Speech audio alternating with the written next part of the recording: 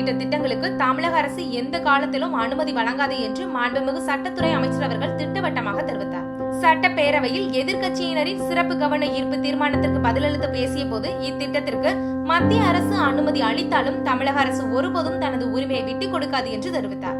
மேலும் திமுக ஆட்சியின் போது ஹைட்ரோ கார்பன் திட்டத்திற்கு கொடுக்கப்பட்ட அனுமதியை ரத்து செய்தது மாண்புமிகு அம்மாவின் அரசு என்பதை சுட்டிக்காட்டினார். தமிழகத்திலே இந்தியா முழுவதும் நடத்தப்பட்ட ஏலத்திலே 55 பிளாக் தொகுப்புகள் ஏலமிடப்பட்டது.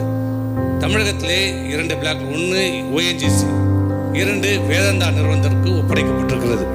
இதில் குறிப்பிட்ட மாண்பு உறுப்பினர்கள் சொல்லியது போல இதிலே அனைத்து உறுப்பினர்களுக்கும், அனைத்து அரசியல் கட்சிகளுக்கும், தமிழக மக்களுக்கும், குறிப்பாக விவசாய பெருமக்களுக்கும் தெரிவித்துக் கொள்ள வேண்டியதால், தமிழக அரசு இதுவரை எந்த திட்டத்திற்கும் அனுமதி வழங்கவில்லை, வழங்க மாட்டாது.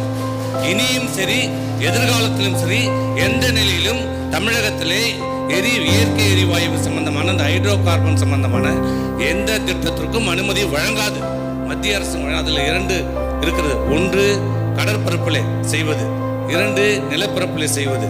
கடற்பரப்பிலே செய்வதற்கு மத்திய அரசாங்கம் அந்த விதிகள், எண்ணெய் மற்றும் இயற்கை எரிவாயு விதிகளின்படி 5(1) சப்கிளாஸ் 1 படி மத்திய அரசாங்கமே அனுமதி வழங்கிவிடும். ஆனால் நிலப்பரப்பிலே, நம்முடைய தமிழகத்தில் இருக்கிற நிலப்பரப்பிலே அந்த கனிமங்களை ஆய்வு செய்து உற்பத்தி செய்யப்பட வேண்டும் என்றால் 5(2) சப்கிளாஸ் 2 படி மாநில அரசனுடைய உரிமையை, இசைவை கண்டிப்பாக பெற்றே ஆக வேண்டும். பெற்றுதான் செய்ய முடியும்.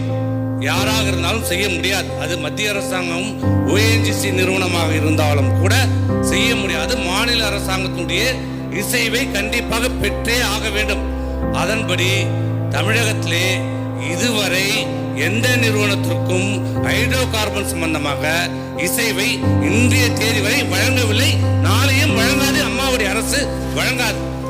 ஆனால் அந்த 2008க்கு பிறகு 13 விண்ணப்பங்கள் ONGC மூலமாக ஆய்வு செய்வதற்கும், 2011க்கு 9 நிறுவனங்களை உற்பத்தி செய்வதற்கு மத்திய அரசாங்கத்துடைய நிறுவனமான ONGC விண்ணப்பம் அளித்தும் இன்றைய தேதி வரை மாநில அரசாங்கம் இசைவு கொடுக்கவில்லை. தமிழகத்தின் நெற்களஞ்சியமான காவிரி டெல்டா பகுதி நிலங்களுக்கும் விவசாயிகளுக்கும் சிறிதளவு பாதிப்பு ஏற்படும் என்றாலும் இந்த திட்டத்தை செயல்படுத்த எனது அரசு அனுமதி அளிக்காது. எனவே இந்த திட்டத்தினால் ஏற்படக்கூடிய பாதிப்புகள் குறித்து ஆய்வு நடத்தப்பட வேண்டியது அவசியம் என்று மாண்புமிகு அம்மா அவர்கள் தெளிவாக அன்றைக்கு அறிக்கை வெளியிட்டு அதன்படி சட்டமன்றத்தில் தெரிவித்தது.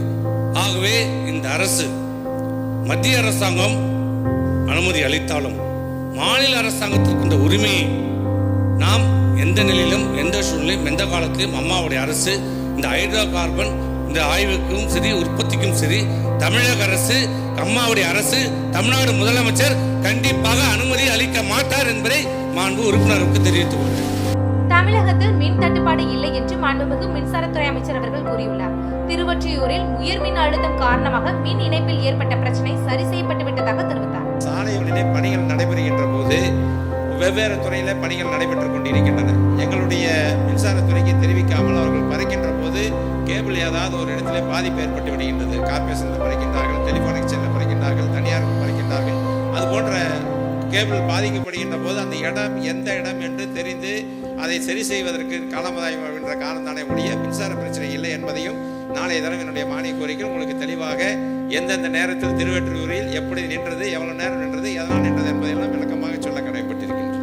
நபார்டு திட்டத்தின் கீழ் சாலைகள் அமைப்பதற்கான அதிக நிதி பெற்று அதனை செயல்படுத்தும் மாநிலமாக தமிழகம் திகழ்ந்து வருவதாக மாண்புமிகு உள்ளாட்சித்துறை அமைச்சர் அவர்கள் கூறியுள்ளார்.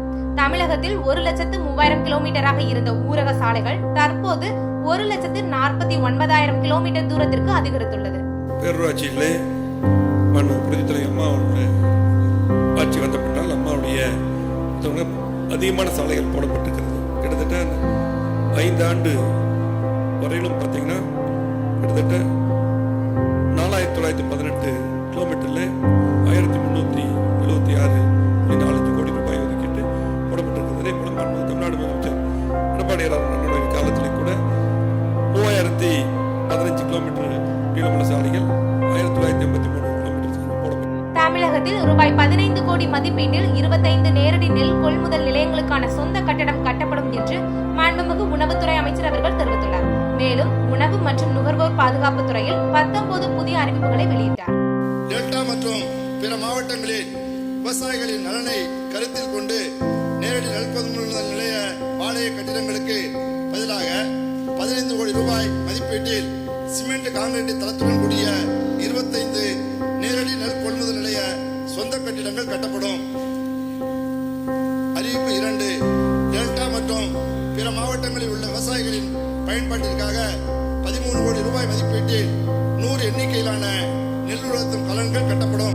அரசு நிலங்களை ஆக்கிரமிப்பு செய்து குடியிருப்பவர்களின் வருமானம் உச்ச வரம்பை ஆராய்ந்து தகுதியானவர்களுக்கு பட்டா வழங்கப்படும் என்று மாண்புமிகு வருவாய் மற்றும் பேரிடர் மேலாண்மை துறை அமைச்சர் அவர்கள் தெரிவித்துள்ளார். மேலும் கஜா புயலால் வீடுகளை இழந்தவர்களுக்கு வீடுகள் கட்டித் தருவதற்கான பணிகள் நடைபெற்று வருவதாகவும் தெரிவித்தார்.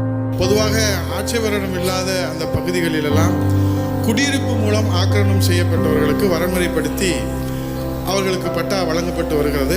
நம்முடைய கஜா புயலை பாதிக்கப்பட்டவர்களுக்கு மட்டும் 1 லட்சம் வீடுகள் கட்டித் தருவதற்கு சிறப்பு நேர்வாக அனுமதி வழங்க வேண்டும் என்று கேட்ட முதலமைச்சராக முதலமைச்சர் அண்ணன் அவர்கள் இருக்கின்றார்கள்.